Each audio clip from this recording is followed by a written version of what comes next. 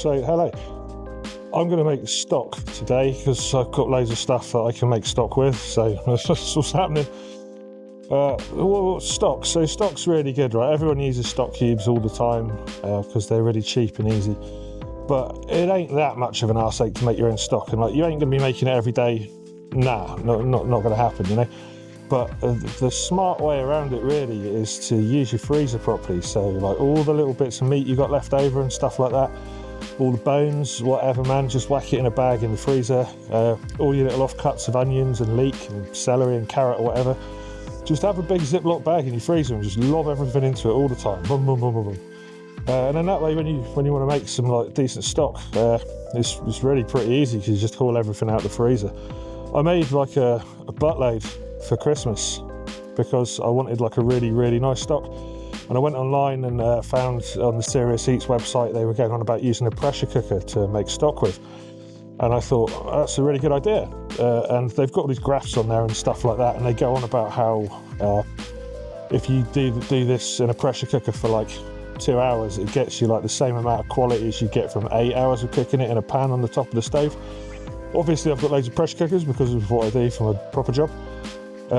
And I've even got one that I don't use anymore for my proper job because it's not an induction one, and I just use induction ones now.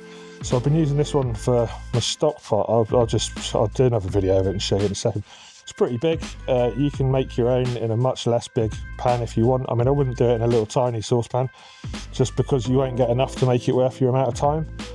So do it in like the biggest possible pan that you've got, and that'll probably be a lot better. Like I say, it's dirt cheap. It's so much better quality than any kind of stock you're ever going to buy from the supermarket in those little steeper cubes or even the Knorr stock pots and stuff. This is just, it's like a different product entirely, you know. Like if you make any kind of rice dish, bologneses, chilies, curries, like sauces, just, I mean, whatever. Anything you'd normally use a crappy little stock cube in, just get some of this, make it up, reduce it, freeze it into like little chunks or whatever, or little pots. Then anytime you need it, you can just put it in. And best part is, like I say, you make it all off just the stuff that you were going to throw away anyway, really. So super economical, which is, I don't know, I don't necessarily like, that's what I'm trying to say. I don't necessarily like skimping on stuff, but I also don't like throwing stuff away that I could have gotten some more flavours out of, because it just seems really stupid. Like all your leftover beef bones and bits of turkey bone and stuff from Christmas, like, hell yeah, man, that should be getting used again. Anyway, so that's what I'm going to do. Watch it, or don't, or whatever. Cool. Cheers.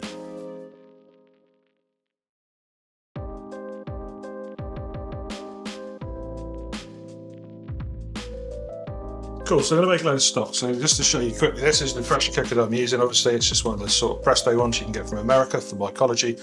They're wicked. Don't use this one anymore, just because I've got induction ones now and I don't need to use that one. So I've just been using it for stock. And what I was saying about the freezer days, the bones, just get like one of these and just fill it up with whatever bits. I've got like there's some beef bones in there. I can see that is probably turkey bones as well. And there's definitely some chicken bones and stuff on the top. And then, yeah, this one's pretty much similar, man. Just a load of chicken bones in there and some stuff. There's also like what you kind of want. I'm kind of putting the cart before the horse a little bit here, right? But so with your stock, when you've cooked it properly, you want it to be like, it should set to almost like a jelly. And that means you've got loads of like really nice sort of collagen and gelatin stuff in there. And that lends a real sort of good mouthfeel and a good body to it. If you're just putting in, not that you ever would, but if you're just putting in stuff like just chicken breast and that, it's probably going to taste good, but you're not going to get that right consistency and that right, like I said, a mouthfeel to it. It won't work properly. So what I've also done there, I've gone and bought like a pack of chicken wings from Aldi just to put in this, and then roasted them and kept them for that because they're so cheap. I think it was like a couple of quid for the pack, and that'll just add so much into the sauce, to the stock, sorry, that it's well worth doing. You don't have to roast everything either if you don't want. You get like a better sort of depth of flavour to it, but obviously it makes the stock quite a lot browner. All I'm really trying to do here is get like flavour juice. I don't really want necessarily a perfectly clear stock. I don't want, I don't want any particular sort of, delicateness to it. I just want something that I can whack an ice cube worth into, like a bit of sauce, and like really kick it up a notch. I'm not going to bother roasting my veg just because I can't be bothered to turn the oven on for it, but you can do, it just doesn't matter. Yeah, just like that. And then got a bag of, like I say, bits of frozen veg trimmings. You can throw the skins and the tops and stuff in because you're not actually going to be eating this, you're just trying to get the flavour out of it. And you're going to strain it all off anyway. So you literally just lob it all in. All your offcuts when you're cutting anything up, just whack it all in this bag and put it on for your stock. So I'll put some bang in there. Let's keep it going. Then off old Trusty. They match 4 water this bad boy cooked. Beautiful.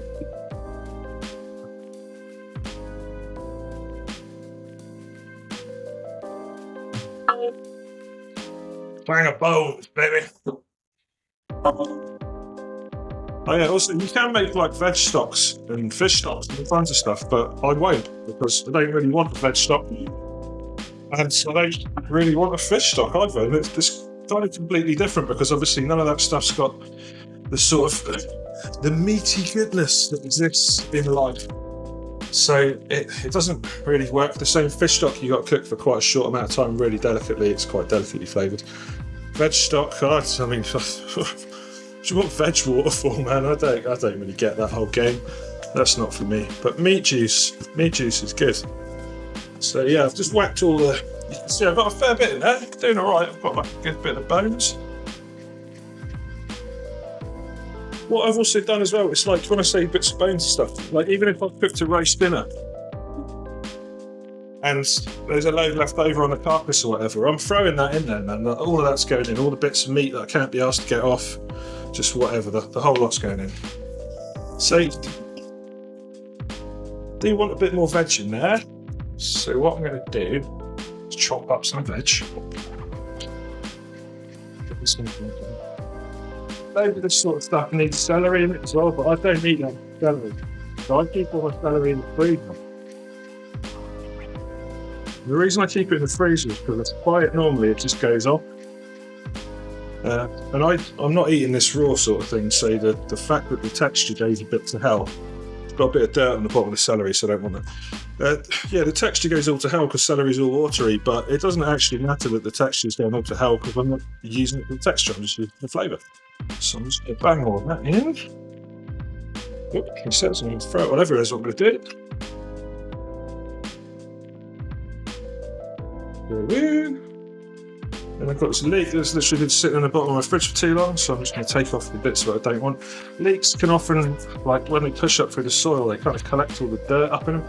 So it is important to cut your leek open a bit more and just check and make sure that it's not full of crap. With that. That's what I'm going to do. Just probably about there. Just going to cut a bit on this, just have a little look through. See how grubby he is. Yeah, that's a pretty dirty leaf. I'm going to give this leaf a wash, is what I'm going to do. Goddamn dirty leeks.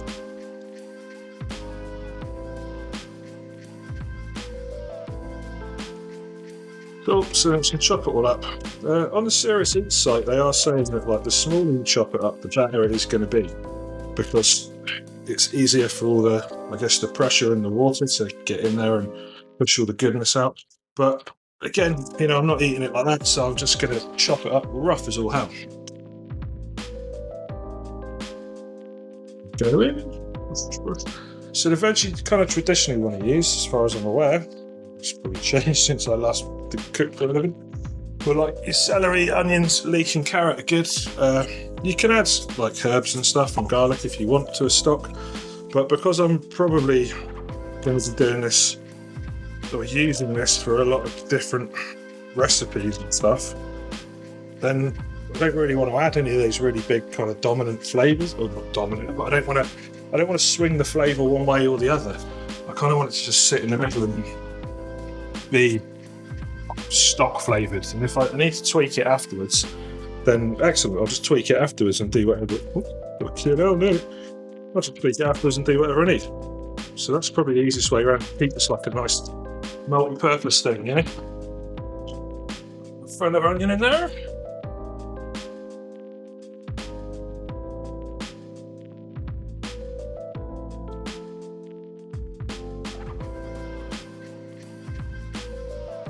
skin and all, everything cool. Pull that in. Big pan full of lovely goodness. It's up to about there. So I'm going to fill that up with water. And that's fill it up. I'm going to cover what's in there with water pretty much. Maybe just a little bit less. It doesn't matter if it's sitting above the water level, because it's a pressure cooker, you know, like the steam and the pressure and all that, it's going to be penetrating for everything. And yeah, there won't be any escape from it, basically. I'm going to do that. So the lid's on the pressure cooker now. I've just almost covered it with water inside. I'm going to reduce it down afterwards anyway. So it wasn't really crazy necessarily put that much in, I don't think. But no, that's what I've done. It's about halfway full of water, I suppose. Now we've just got to wait for it to get up to temperature, which will probably take maybe an hour. And then after that, it's just got to cook for like 2 hours at 15 psi, which coincidentally is pretty much where my weight goes. So that's cool.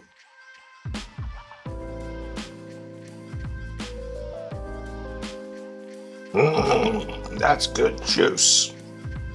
Cool. What's interesting, and you'll see it in a little video that I do in a minute about this stock, or pressure cooker stock in fact, is that it doesn't seem to get so much of the sort of the cloudiness and the scum on top. And I think that's, let's say, well, it is scum anyway, it's scum. Filthy scum. But it doesn't seem to get all of that on the top. And I think that's because of the fact that the pressure cooker, obviously being pressurized, nothing inside it is really jumping around like it normally does when you're simmering a pan. So stuff's not really getting broken apart so much as it's getting all the liquid like driven into it in a super quick process, which is cool. So that has literally had 2 hours on. So yeah, that should be good. I'm going to start grabbing some of it out. So you've got to get a ladle.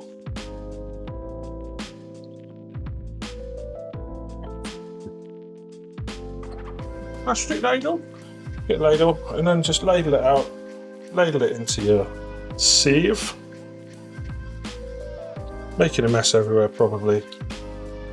Cool, because you don't want all this lumpy stuff, man. Lumpy stuff, vegetables it's called for regular people. If you press it down a little bit as well, because I don't really give a monkeys if this is cloudy or not particularly, I'm quite happy to press a fair bit of it through the actual sieve, like this. If I was going for something super clear, I probably wouldn't want to do that, but I'm not. I don't care. Cool. Just give it a little smooch like that. Never push through. And when you're happy, enough. I can't be bothered to do this all the way. Whack it into a different tub. That can get out in the compost or something. That'd be cool. And loves the compost. If you fucking dig it out here, yeah, cool.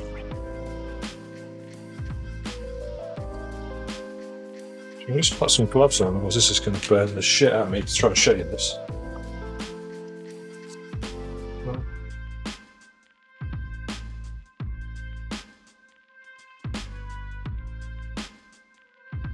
Very hipster, isn't it, these black gloves? Like it's something like a tattooist or a sexy fisherman would wear. But I've got them because of the spore thing, but they come in really handy for the cooking stuff as well, like doing all the smoking. So anyway, yeah, like the chicken bone. Oh, fuck, that's hot. But it just literally, son of a bitch. It just crumbles apart like it's really red. It's so brittle. Hot. Like, I can just prod it with my finger and press it into a paste almost. It's that cooked. And burn myself as well in the process. So you can't do that with the beef bones. Beef bones normally take about 8 hours or so to actually start getting the goodness, the meaty goodness out the inside of the beef bones. But obviously with this pressure cooker way of doing it, you get it out already. So I mean, I wouldn't, if I was doing a stock on the stove with just beef bones, like it'd have to be there for ages, otherwise it just wouldn't get the body. Cool. It smells really nice as well. I don't know, my missus, right, she doesn't necessarily like the smell of cooking meat all the time. So she comes home and she's like, have you got the fucking stock on? She doesn't really do that at all. I'm playing a character there. But she's like, oh man, can you close the door? It smells like meat. And I'm like, I can't think of nothing nicer really for your house to smell of than someone cooking like something as homely as a bit of stock. But maybe that's just me. I'm a very meat orientated person, I think. So yeah, anyway, I'm just going to keep doing this for ages.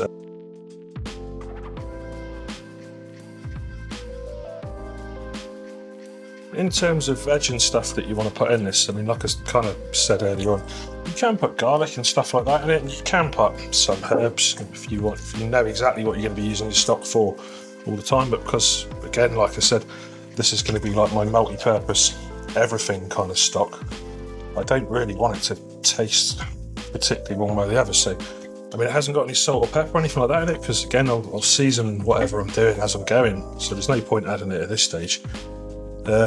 Like in terms of veg that you shouldn't use, like you can throw loads of stuff in it, but like if you throw peppers in it, lots of peppers, it'll end up tasting like peppers quite a lot. If you throw silly shit in it, like cucumbers and such, the flavours just don't go. And if you put stuff in it, I mean, I hope you wouldn't, but if you put stuff in like cabbage or broccoli or whatever, it's just going to honk. Like it doesn't lend itself well to this sort of thing. So what sort of things you really want to be using are like basically your standard mirepoix kind of veg. So like your leek, your celery, your onions, carrots. You could probably, I haven't done it, but I bet you could get away with a bit of celeriac in there as well, stuff like that. Probably be quite nice.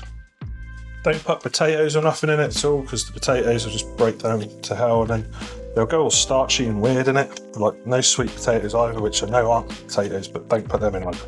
Don't do that. Just keep it simple and piss around with it afterwards. So you can see I've got the 2 pounds of stock there. There's absolutely tons. I probably could put a bit less liquid in, but it looks pretty good still. I'm going to reduce it down probably by about half, I think, because then I'll actually be able to fill it into my freezer. You can always, like when you're reducing stuff, all it is like pulling the water off for evaporation, so I can just add more water back to it later if I want. I can't really take it, I mean you could take it too far I suppose if you want to be really pedantic, but you can't really take it too far, it'll be fine. But what I want to do first before I get it on like a decent bit of cooking is I'm going to try and get some of the fat off the top. You can see there's just like a little bit, like a couple of mils of a layer of fat on it, so I'm going to throw a load of ice in. Because I'm strange, but that'll just help me gather the fat on the top a little bit more. Again, right, I can do a little bit more liquid in that, and that's completely fine because I'm going to take it out.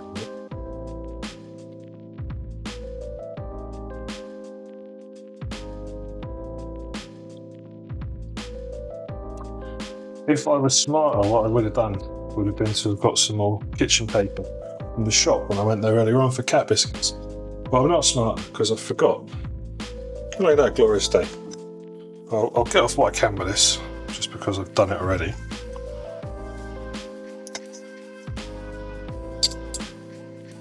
You can see the fat just starts to sort of solidify a little bit around the ice cubes, which are melting quite rapidly, but I can probably get enough off.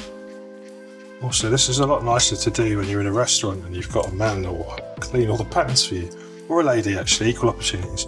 But it was often a man, to be honest, because cleaning this is going to be a pain in the ass. Probably easier if you are using a smaller pan at home, you know.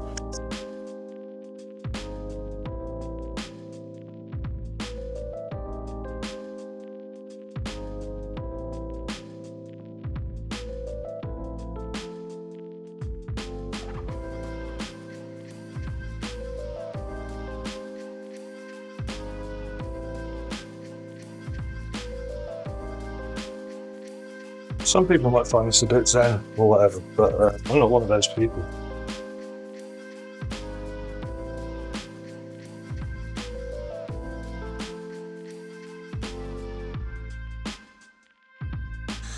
So what I've done now is just put them on the heat. I'm going to reduce them down, like I say, by about half. It's going to take a little while.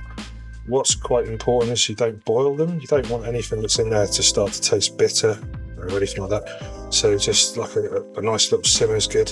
I'm going to turn the extractor on though, because otherwise, yeah, I'm going to get in trouble basically. So yeah, cool. Right, catch you in a bit when it's looking good.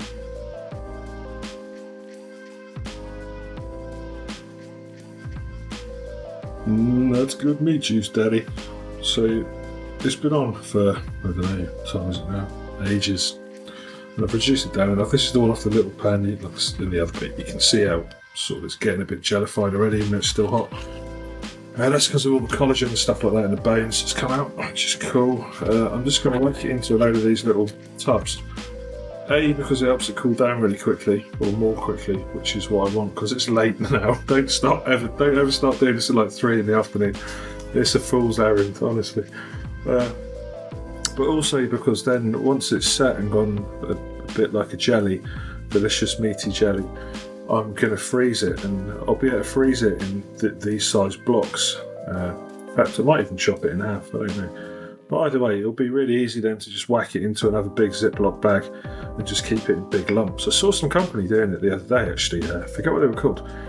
But they're basically just doing like pre-done meals, but that come in cubes. And it's like, I've been doing that for fucking years. Like, that's the best way to store stuff in your freezer. It's just to freeze it in cubes.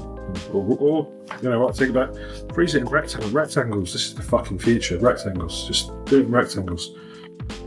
Yeah, so fucking look.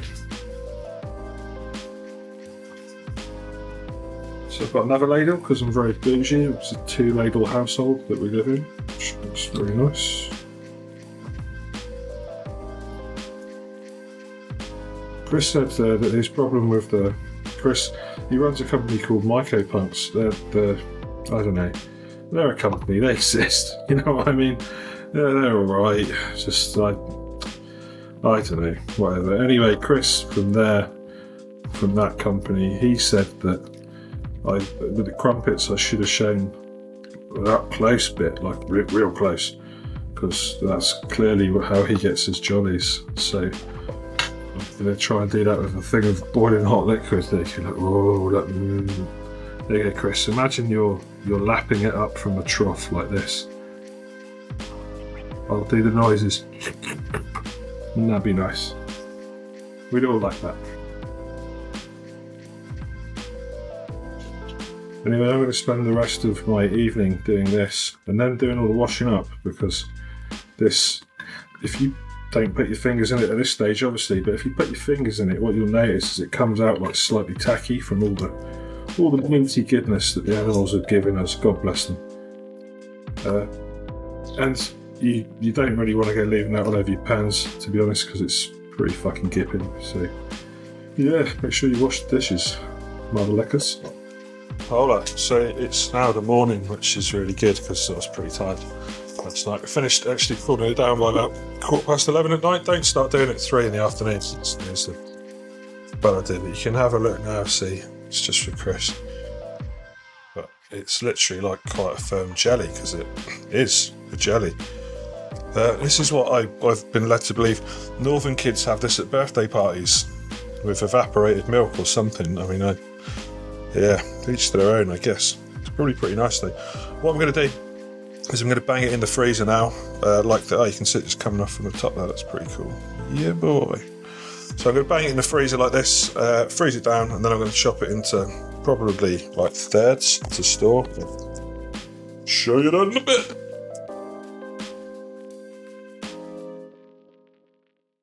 So the stock has been frozen overnight. Cool, you can see that's all good. So I'll just flex this container slightly. Should come out. Yep. Cool. I'm actually going to cut it into quarters, I think, just because that way I can portion it up a bit better. Maybe I'm just doing a little bit of sauce and I don't want a massive load. So hopefully I can get this knife through it and not look like such a massive tuss on the camera. But we'll see. Hey, look at that. Cool beans. Try not to chop your hands off when you're doing this.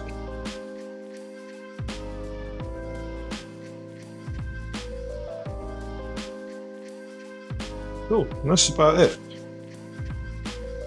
This. So I just get a Ziploc bag like that. In fact, you know what? I'm just going to cut it up into even more. I'm going to cut it up into smaller bits because I want to be like that cool dude company who does things in vaguely cubed bits. Yeah, look, oh, nice cube. That'll be £7,000, please, hipsters. And just literally whack them into your Ziploc bag like that. Stick them in your freezer, and you're good to go. Easy street.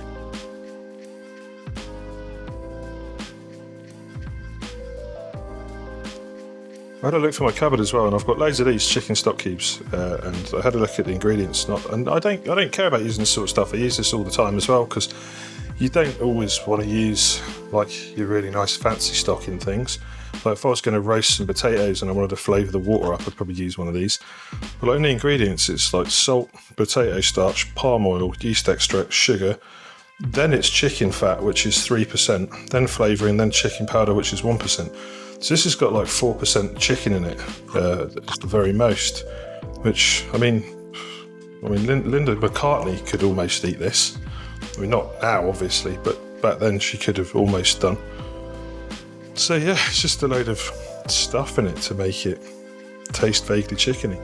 It's like, I don't know, it's like super noodles, isn't it? They serve a purpose, it's all good. It's just, I don't know, if you want something super cool, do it yourself, innit?